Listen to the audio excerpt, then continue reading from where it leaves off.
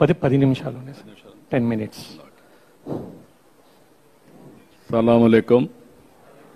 అస్సలాముఅలైకుం. చాలా సంతోషం. ఒక శుభ సందర్భంలో రంజాన్ మాసంలో ఈరోజు మిమ్మల్ని అందరినీ కలవడం నా అదృష్టంగా భావిస్తున్నా. అందరికీ రంజాన్ శుభాకాంక్షలు. ఈరోజు మిమ్మల్ని చూస్తే నేను 40 ఏళ్లుగా రంజాన్ జరుపుకుంటున్నాం. నేను కూడా భాగస్వామి అవుతున్నాను.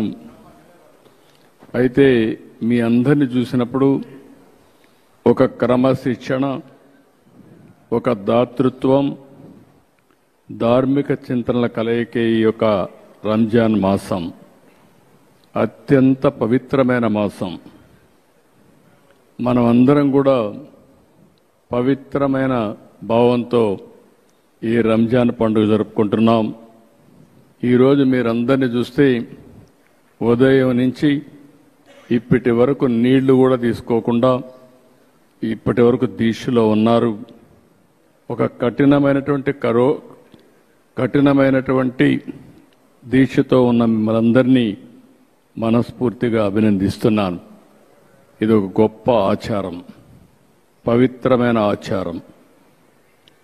ఉదయం నుంచి ఖురాన్ చదవడం, ప్రార్థనలు చేయడం, ధ్యానం చేయడం, అదే మరి ఇతరులకు సహాయం చేయడం, ఇలాంటి మంచి పనులు చేసి ఒక పాజిటివ్ దృక్పథాన్ని నిలవరుచుకొని మీరు మీ కుటుంబాలు ఆనందంగా ఉండడం కోసం పనిచేస్తున్నారంటే, అదే సమయంలో సమాజం కోసం కూడా మీరు దోహా చేస్తున్నారు. దానికి మనస్ఫూర్తిగా మిమ్మల్ని అందరినీ అభినందిస్తున్నానని చెప్పి కూడా నేను మీకు తెలియజేస్తున్నాను. ఈరోజు మనందరికీ ఖురాన్ నేర్పించినటువంటి ఒక మంచి గుణం, డబ్బులుండేవాళ్ళు వేరే వాళ్ళకి సహాయం చేయడం. ఇది ఒక పవిత్రమైన ఆశయంతో మీరందరూ ముందుకెళ్తున్నారు. అలాంటి సమయంలో మరొక్కసారి మిమ్మల్ని మనస్ఫూర్తిగా అభినందిస్తున్నాను. ఇప్పుడే కాదు, మొట్టమొదటి నుంచి కూడా తెలుగుదేశం పార్టీ మైనారిటీలతో అనేక కార్యక్రమాలతో అనుబంధం ఉంది. ఈరోజు ఈ రాష్ట్రంలో సమైక్య ఆంధ్రప్రదేశ్లో ఏమైనా జరిగిందంటే అది తెలుగుదేశం పార్టీ హయాంలో ముస్లింలకు న్యాయం జరిగింది తప్ప ఇంకోటి కాదు. పేదవాళ్ళు ఎక్కువ ఉన్నారనే ఉద్దేశంతోనే మొట్టమొదటిసారిగా ఎన్టీ రామారావు గారు మైనారిటీ ఫైనాన్స్ కార్పొరేషన్ పెట్టి మైనారిటీలకు సహాయం చేసిన పార్టీ తెలుగుదేశం పార్టీ. నేను ముఖ్యమంత్రిగా ఉన్నప్పుడు ఆ రోజు మీరు ఒక్కసారి చూస్తే ఉర్దూ అంత మునుపు ఆందోళన చేసేవారు. ఎన్నో ఆందోళన చేస్తే 13 జిల్లాల్లో సమైక్య ఆంధ్రప్రదేశ్లో ఉర్దూను 2వ భాష చేసిన పార్టీ తెలుగుదేశం పార్టీ అని చెప్పి కూడా నేను మీకు తెలియజేస్తున్నా. ఇదే కాకుండా హైదరాబాద్లో ఒకప్పుడు మక్కాకి వెళ్ళాలంటే బాంబేకి వెళ్ళేవాళ్ళు. అలాంటిది హైదరాబాద్లో బ్రహ్మాండమైన ఇక్కడే ఫరూక్ గారు ఉన్నారు. ఆ రోజు ఫరూక్ గారే మంత్రి, ఈరోజు ఫరూక్ గారే మంత్రి. ఆయన ఆధ్వర్యంలో ఆ రోజు బ్రహ్మాండమైన హాజ్ భవన్ కట్టాం. అదే మాదిరిగా ఏ ఆస్తులైతే వక్ఫ్ బోర్డు ఆస్తులు ఉన్నాయో అవన్నిటికీ ప్రత్యేకమైన కమిటీలు పెట్టి అవన్నీ కూడా పరిరక్షించిన పార్టీ తెలుగుదేశం పార్టీ అని చెప్పి కూడా నేను మీకు తెలియజేస్తున్నా. హైదరాబాద్లో ఉర్దూ యూనివర్సిటీ నేను ఉన్నప్పుడే తీసుకొచ్చాను. కర్నూలులో ఉర్దూ యూనివర్సిటీ నేనే తీసుకొచ్చాను. కడపలో మనం ఆజ్ హౌస్ కట్టాం. ఇక్కడ కూడా ఆజ్ హౌస్ ఫౌండేషన్ ఇస్తే వీళ్ళు వచ్చిన తర్వాత అది కూడా తీసేసే పరిస్థితికి వచ్చారు. రంజాన్ తోఫా ఇచ్చాం. అదే సమయంలో ఆడబిడ్డల కోసం ఆ రోజు 163 కోట్ల రూపాయలు ఖర్చు పెట్టి దుల్హాన్ ఇచ్చాం. ఇలాంటి 1-2 కార్యక్రమాలు కాదు, మొట్టమొదటిసారిగా మౌజములకి ఇమాములకి హాన్రోరియం ఇచ్చిన పార్టీ తెలుగుదేశం పార్టీ అని చెప్పి కూడా నేను మీకు తెలియజేస్తున్నా.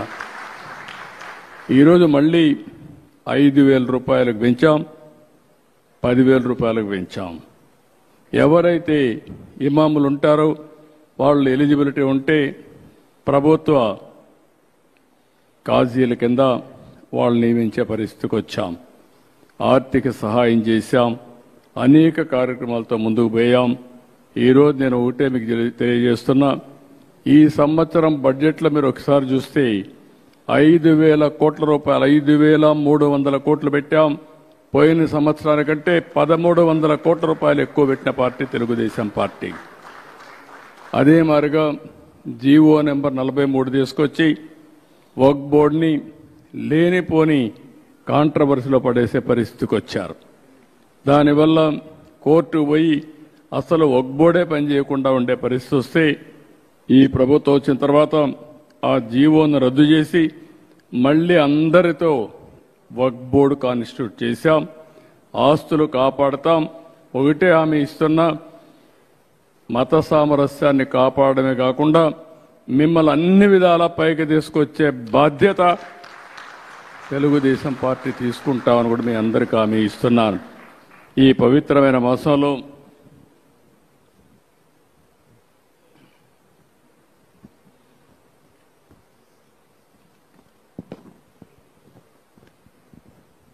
మీరందరూ కూడా మీరు సంపాదించుకున్న డబ్బుల్లో కొంత ఖర్చు పెడతా ఉంటారు పేదల కోసం. ప్రత్యేకంగా జకాత్ అనే కార్యక్రమం పెట్టుకొని ఈ జకాత్తో పేదలకు సహాయం చేసే గుణం ఉండే కమ్యూనిటీ ఈ ముస్లిం సోదరమండలని చెప్పి కూడా నేను మీకు తెలియజేస్తున్నాను. నేను అందుకే ఈ పవిత్రమైన మాసంలో నేను ఒక కార్యక్రమానికి శ్రీకారం చుట్టాను. జీరో పావర్టీ P4 కార్యక్రమం. ఆ కార్యక్రమం ప్రకారం మీరు ఒకసారి ఆలోచిస్తే డబ్బులుండే టాప్ 10%, డబ్బులు లేని కింద నుండే 20%కి పూర్తిగా సహకరించాలనే నినాదంతో ముందుకు పోతున్నాను. దానికి పేరు కూడా పెట్టాను, మార్గదర్శి బంగారు కుటుంబం. ఎవరైతే సహాయం చేస్తారో వాళ్ళని మార్గదర్శిగా పేరుతో పిలుస్తాం. ఏ కుటుంబానికైతే సహకారం అందిస్తామో బంగారు కుటుంబం అనే పేరు పెట్టి నేను ఒకటే ఆలోచిస్తున్నా. ఈరోజు ప్రభుత్వ విధానాల వల్ల P3 ఉంది. అంటే ఈరోజు మీరు ఒకసారి చూస్తే ప్రభుత్వం ప్రైవేట్ భాగస్వామ్యంతో ఆస్తులన్నీ వస్తున్నాయి. ఒక రోడ్డు, ఒక టెలికమ్యూనికేషన్, లేకుంటే ఒక పవర్ ప్రాజెక్టు, ఇవన్నీ వస్తే మనకు వస్తువులు వస్తున్నాయి. కొంతమంది కోట్ల రూపాయలు సంపాదిస్తున్నారు. ఇంకా పేదవాళ్ళు ఉన్నారు. 3 పూట్ల సరైన తిండి లేకుండా, పిల్లలకు సరైన చదువు లేకుండా, ఆర్థిక అసమానతలతో జీవన ప్రమాణాలు కూడా సరిగా లేని పరిస్థితి ఉంది. అందుకే నా జీవితంలో ఒకటే ఆలోచించాను, పేదవాళ్లతో నేను ఉండాలనేది నా జీవిత ఆశయంగా ఎంపిక చేసుకున్నా. అందుకనే మీరు చూసినప్పుడు జీరో పావర్టీ P4 అన్నాను. 100% పేదరికం నుంచి పేదవాళ్ళని పైకి తెచ్చే కార్యక్రమానికి శ్రీకారం చుడతాను. ఈ సంవత్సరమే 30వ తారీఖున ఈ కార్యక్రమాన్ని శ్రీకారం చుట్టి ముస్లిం సోదరులు ఎవరు పేదవాళ్ళున్నా వాళ్ళని అన్ని విధాలా పైకి తీసుకొచ్చే బాధ్యత ఈ ప్రభుత్వం నేను తీసుకుంటామని చెప్పి కూడా నేను మీకు తెలియజేస్తున్నా. ఈ రంజాన్ మాసంలో మీరు కూడా దువా చేయండి. మన అందరం కూడా బాగుండాలి, అందరం కూడా ఆర్థికంగా పైకి రావాలి. మీకు ఎప్పుడు నేను అండగా ఉంటాను. అన్ని విషయాల్లో మీతో కలిసి వస్తానని చెప్పి మరొకసారి మీ అందరికీ తెలియజేసుకుంటూ అందరికీ నమస్కారాలు, ధన్యవాదాలు. Thank you. इफ्तार के लिए सिर्फ 2 मिनट बाकी है. दुआ कर लेंगे सर. दुआ చేసుకుందాం. ఇఫ్తార్ కోసం 2 మినిట్స్ ఉన్నాయి. దువా చేసుకుందాం. కూర్చోండి. सब दरूद शरीफ पढ़ ले. अल्लाहुम्मा सल्ली अला मुहम्मद व अला आलि सय्यिदिना मुहम्मद वसल्लिम. మీరు మీ కంఫర్ట్ ఎలా ఉండాలి, మీ కంఫర్ట్గా మీరు కూర్చో. అదే ఇబ్బంది ఏం లేదు సార్. అవునవును, మీ కంఫర్ట్గా మీరు కూర్చోండి. లకల్ హమ్దు వ లక శుక్ర్ యా అల్లాహ్. అల్లాహుమ్మ సల్లి అలా ముహమ్మద్ వ అలా ఆలి సయ్యిదినా ముహమ్మద్ వ బారిక్ వసల్లిం. యా అవ్వలల్ అవ్వలీన్ ويا آخر الآخرين ويا ذا القوة المتين ويا صاحب المساكين ويا أرحم الراحمين يا حنان يا منان يا ديان يا ريان يا بديع السماوات والأرض يا ذا الجلال والإكرام ربنا آتنا في الدنيا حسنة وفي الآخرة حسنة وقنا عذاب النار وأدخلنا الجنة مع الأبرار يا عضيد يا غفار يا رب العالمين يا رب العالمين يا رب العالمین۔ اے اللہ تو اپنے کرم سے فضل سے ہم سب کے گناہوں کو معاف فرما۔ اے اللہ یہ رمضان کا مبارک مہینہ تو نے ہمیں عطا فرمایا ہے۔ اے اللہ اس مبارک مہینے میں ہم نے جتنے بھی نیک اعمال کیے ہیں اے مولا ان تمام نیک اعمال کو تو قبول فرما۔ اے اللہ ہمارے ماں باپ کے گناہوں کو معاف فرما، ہمارے اساتذہ کے گناہوں کو معاف فرما، ہمارے اکابرین کے گناہوں کو معاف فرما، پوری امت مسلمہ کے حال پہ رحم کا، کرم کا، عافیت کا معاملہ فرما۔ اے اللہ جتنے لوگ ہمارے رشتہ دار متعلقین دنیا سے چلے گئے ہیں، خبروں کے حوالے ہو چکے ہیں، اے اللہ ان سب کی مغفرت فرما، جن کی مغفرت ہو گئی ہو ان کے درجات کو بلند فرما۔ اے اللہ عرش کے سائے میں انہیں جگہ نصیب فرما، عرش کے سائے میں انہیں جگہ نصیب فرما۔ اے اللہ آج کی یہ جو افطار کی محفل اور مجلس ہے، اس محفل میں ہمارے ریاست کے وزیر اعلیٰ سری نارا چندر بابو نائیڈو صاحب ہماری محبت میں یہاں تشریف لائے ہیں۔ اے اللہ ان کے آنے کو قبول فرما، اے اللہ ان کی عمر میں برکت عطا فرما، اے اللہ ان کو اچھی صحت بنا۔ اے اللہ یہ پوری دنیا میں، پورے ہندوستان میں جو ویژنری وہ وزیر اعلیٰ کے ساتھ مشہور ہیں، اے اللہ ان کے مقاصد کامیاب فرما۔ اے اللہ ان کی اہلیہ محترمہ کو صحت عطا فرما، نارا لوکیش کو بھی اے اللہ اچھی زندگی عطا فرما، دیوان شاہ ان کے فرزند پوتے اور ان کی بہو کو بھی عطا فرما۔ اے اللہ این ایم ڈی فاروق صاحب اور اس طرح یہاں پر جتنے لوگ اس مجلس میں جمع ہیں، اے اللہ افطار کا موقع ہے تو دعاؤں کو قبول کرتا ہے۔ اے اللہ جس کے دل میں جو نیک تمنا ہے سب کی دعاؤں کو، سب کی تمناؤں کو قبول فرما، سب کی مرادوں کو پورا فرما۔ اے اللہ جو مانگا ہے وہ بھی عطا فرما، جو مانگنے سے رہ گیا وہ بھی عطا فرما۔ اے اللہ ہماری اس ریاست کو ترقی عطا فرما، اس ریاست میں پیار محبت الفت کو زندہ فرما، بھائی چارگی گنگا جمنی تہذیب کو زندہ فرما۔ اے اللہ ہندو مسلم عیسائی سکھ سب مل جل کر پیار محبت سے زندگی گزارنے کا ماحول بنا اور ریاست آندھرا پردیش کو پورے ہندوستان کے لیے نمونہ بنا، اور نارا چندر بابو نائیڈو صاحب کو پورے ہندوستان کے لیے بھی نمونہ بنا۔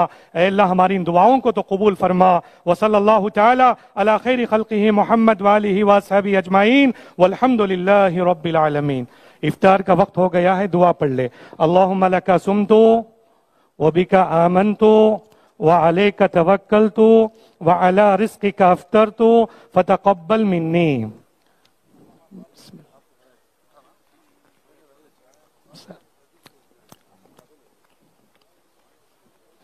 سب افطار کر لے۔